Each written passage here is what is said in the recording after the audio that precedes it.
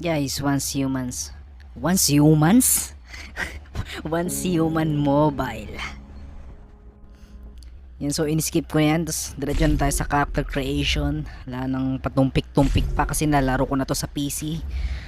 Kasi yun, konti lang. Few hours lang.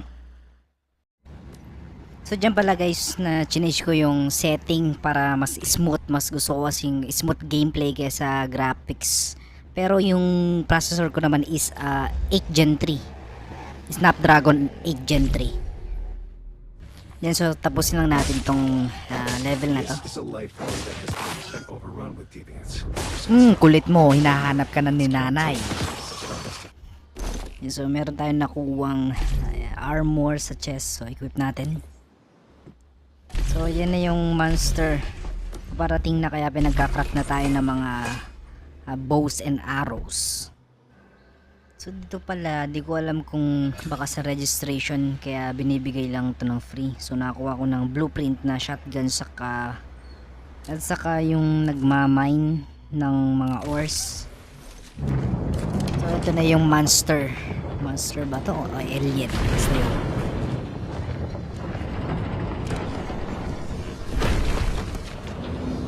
Tapos balita ko mas pinagaan or mas pinawik yung mga monster. So yan, dito ang alam ko is yung kahinaan niya is yung ulo niya, yung merong mga antena. So yun yung tinira ko.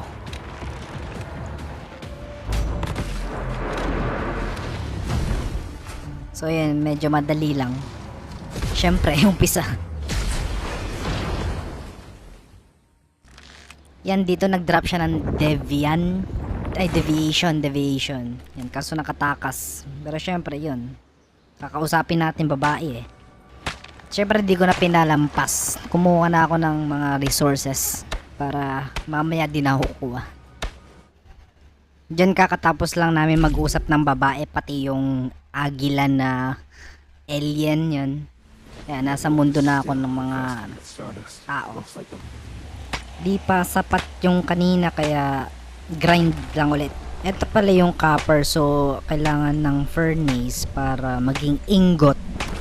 Yung ingot, material siya sa pagbuo ng buildings saka ng ammo, mga basic na ammo.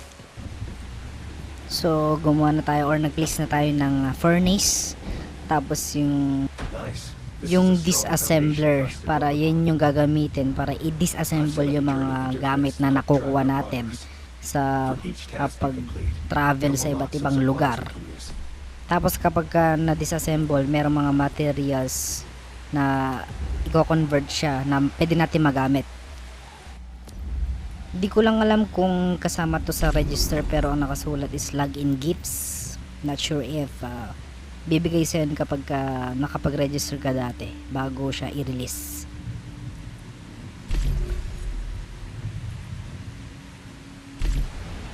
So yung primary gear workbench, dyan kinacraft yung mga weapons.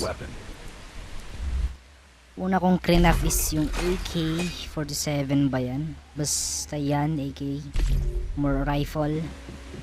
So meron na tayong libreng isolated securement unit na kung saan yung mga deviant na nakukuha natin is pwede natin silang ilagay dyan. Tapos pwede silang sumama sa atin sa battle o kaya dyan lang sila sa bahay. Meron silang mga abilities iba't iba, yun, depende.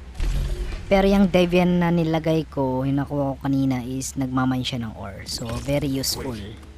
So dyan nag-grab na ako ng copper rifle. So yung kaninang copper, ginawang ingot, tapos gunpowder plus ingot, yun, copper ammo.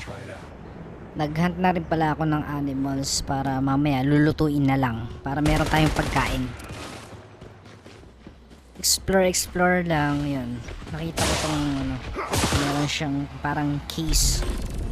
So nakakuha ko ng mod na pwede nating i-apply dun sa specific na item. Saka yung gun na LMG, yung pang malakasan na gun. So nakita ko to si kuya. Si kuya oh, talon ng talon naglalagata. So PBE naman yan, so hindi kami magkakasakitan. Ayan, nag-yellow pa ako.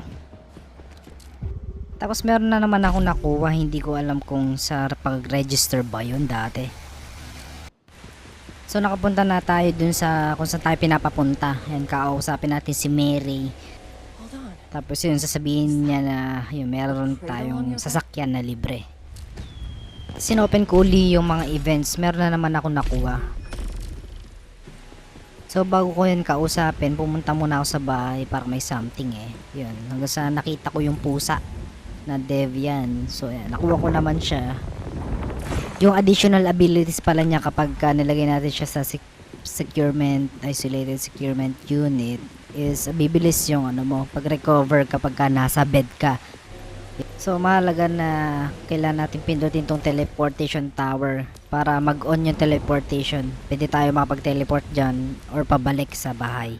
Hindi ko na to pinansin, hindi ko lang pinagsasabi niya, so in-skip ko na lang kasi gusto ko na maglaro. Ayan, so dyan na niya sasabihin yung ano, motorcycle. Ayan, so nung una kong laro sa PC, ay no, puro ko lakad. Yun pala, hindi mo palang pumunta dun sa pinapapunta para yan, meron ka ng motor pag natapos yun. So mapapabilis na yung pag-travel natin sa iba't ibang lugar. Pero syempre nadadamage din to at gumagamit siya ng fuel. So yung mga fuel pwede natin makuha doon sa mga abandoned cars. So bago ako pumunta doon sa main task or another task, nakita ko to si kuya eh. Interesting. Baka meron siyang side quest. Pwede naman. So yan, pinuntahan ko. Kaso wala nga lang siyang boses bug siguro to. Pagtingin ko sa ano ba yan, Memtings ba to? Yun, so ang dami ko na palang ano, mga points. So yun, pinagpipili ko yung mga yan. Yan, pwede tayo makapag-upgrade o makapag-craft ng mga matataas na items. Yung mga high tier items sa mga buildings. Yun. Inunlock ko din pala yung higher ammunition, so kailangan din yan ng silver siguro or yung silver ore. So need natin mahumanap saka mag-melt nun. Tapos yung garage pwede nating i-upgrade yung motorcycle natin o kaya naman i-repair kapag ka na-damage. So guys, kung maglalaro kayo, talagang grind talaga dito, oras yung inabot para yun, makuha ko yung mga ingredients, tapos makapag-craft ng ammunition na thousands of ammunition yun. So bumalik pala ako sa base, tapos yan dinisassemble ko na. Yan makukuha nating item. So yung mga item na yun disassemble natin, pwede natin gamitin sa craft.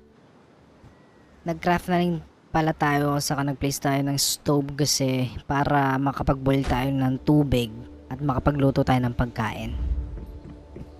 Yung benefit kasi ng marami kang nainom or full na water mo is mapaglakad ka, yung stamina mo mabilis. Tapos yung food naman, yun, not sure lang kung ano. So kung makikita nyo sa taas, meron lilitaw na ayan, you are a bit thirsty. Ayan, di kayo siya ma-reduce yung sprint nya. Ayan. Tapos yung binisita ko to, meron na pala siyang ano, na found na ore or charcoal ata yun. So kung madami-dami yung i-melt nyo or i-craft nyo, pwede nyo pindutin yung number dun, enter. Ang tips dito is i-check nyo muna bago nyo pindutin yung craft, kasi kapag ka nag-enter kayo ng number tas nag-craft kayo, walang mangyayari. So kapag ka nagle-level up ka kasi, meron tayong makukuha na parang additional na abilities. So pinili ko yan, Tinkerer. So may free na storage, kaso yung pinili ko pala sa PC nun is yung resource, yung pinakauna for additional na resource habang nagpi-pickaxe ka or naglalag ka. So ayan, walang katapusang grind talaga ng mga resources, pero yan, part naman yan ng game eh, survival yan eh. Nagcraft na din pala ako ng shotgun kasi ito very useful talaga to sa mga yung malapitan na enemies, lalong lalo na rin sa mga monster na malaki. Meron dyan monster na malaki eh, sa madilim na paligid, nandun sila, yun. Yung kainaanon dun sa paa, yan yung ginagamit ko, yung shotgun, very useful. Syempre nagcraft na rin tayo ng ammo, pero yun, kakraft pa din tayo mga ingot, yan, claim natin, tapos yan, craft ulit tayo ng ammos. Nag-craft na rin pala tayo ng another securement unit for other deviation pala. Kanina pa ako Devian ng Devian eh. Deviation. Deviation. So meron pa tayong tatlong deviation. So yung Xeno Purifier. Then yung pipiliin ko kasi yan yung din ginamit ko dun sa battles nung naglalaro pa ako sa piso. So very useful naman. Yung cut niyan is kapag ka nasa bed ka, yung mabilis magka-recover or ma-recover yung buhay mo. Yung butterfly naman is for battle din pero mas gusto ko yung samurai kanina.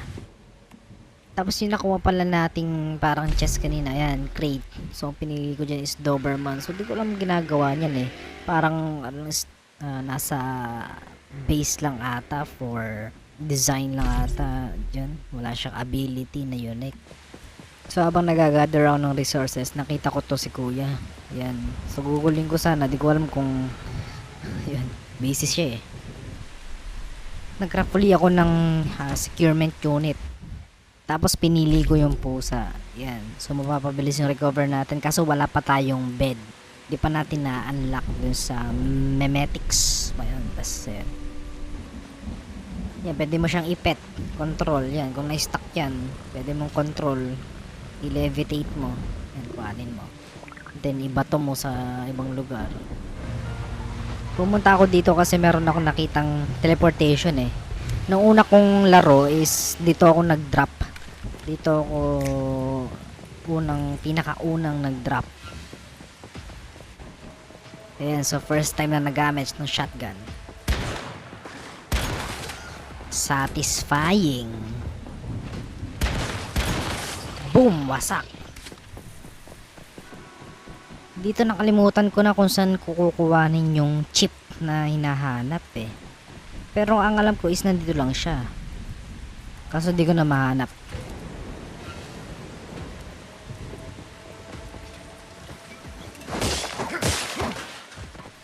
So di ko pa na-try yun. So trinay kong yun, bungguin kaso ayaw pala. So kailangan palang gamitan ng long range weapon. Satisfying. Tapos di ko lang alam kung nagwo-work dito doon. Dito doon? Dito yon yung kapag yung cursor mo tinutok mo sa isang crate tapos naging red, ibig sabihin merong monster doon. So barilin mo yung crate na yon. Kasi kapag inopen mo yon, yun, atakihin ka. Satisfying. So dahil nahanap ko nga yung chip dun para ma-open yung box yun, bigla yung butterfly, yan, very useful talaga yan. Yan, sundan mo lang yung butterfly, meron yung makakahanap ka ng mga useful na bagay pagka sinundan mo yan. Ngayon, deviation pala to kapag napatay mo. So yun.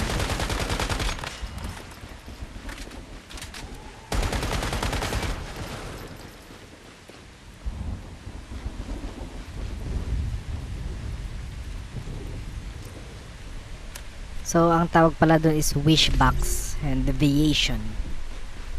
So, kakatesting ko pa lang kanina, tina-transform daw niya yung mga gamit. Hindi ko lang alam kung anong transformation gagamitin niya kasi maghintay pa raw ako ng 1 hour eh. Tapos yan, nakita ko yung teleportation. Yung sinasabi ko kanina. So, pwede na ako dyan makapag-teleport. Teleport kung gusto ko. So guys, maraming salamat sa panonood. So tutuloy na lang natin to sa next episode. See you. At saka gamitan ko to ng mic habang naglalaro. Hindi yung ganito na nagre-record ako habang pinapanood ko. Medyo mahirap din pala.